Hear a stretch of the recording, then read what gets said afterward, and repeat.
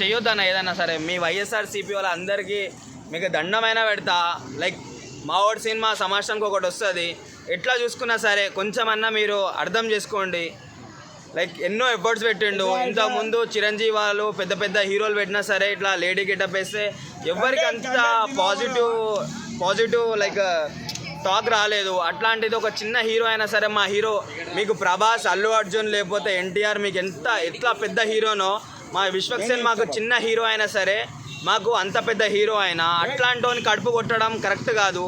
Press meet కూడా వచ్చి ఏ hero అయినా సరే సారీ చెప్పాడు. అట్లాంటిది ఇంత ఎఫర్ట్స్ పెట్టి సినిమాని ఎందుకు ఖరాబ్ చేయాలని చెప్పేసి సారీ చెప్పిండు. సో ఒక్కసారి మీ వైఎస్ఆర్సీపీ అభిమానులైనా సరే లేకపోతే వైఎస్ఆర్సీపీ కార్యకర్తలైనా సరే ఎవరైనా సరే చూడండి ఒకసారి. ఆ ఎదవ మాట్లాడిన దానికి వానికి మాకేం సంబంధం లేదు అసలుకి. అర్థమవుతుందా?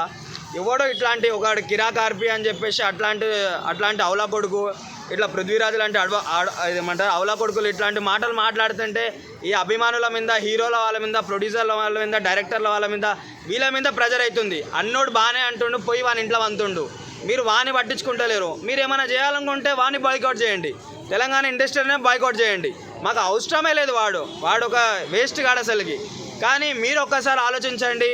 మీరు మీ పార్టీలకు ఎంతైతే మీరు సపోర్ట్ చేసి నిలబడతారో అప్పుడు మీ పార్టీ ఓడిపోతే మీకు ఎంత బాధ అనిపిస్తుందో.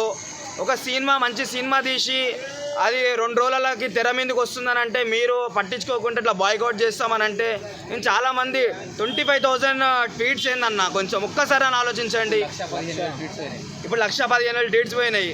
దేనికన్నా మనం హేటిజం పెంచుకోవద్దన్నా.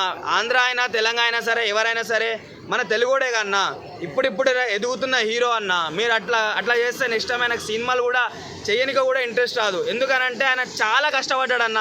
ఒక డైరెక్టర్ ఒక హీరోని లేపుతాడు. కానీ ఎప్పుడైనా చూడండి విశ్వక్సేన్ గారిలో ఆయన డైరెక్షన్ ఆయననే చేసుకుంటాడు. ఆయన సినిమాకి లైక్ ఏదైనా ఆయననే చేసుకుంటాడు. హీరో అయినా సరే ఏదైనా సరే.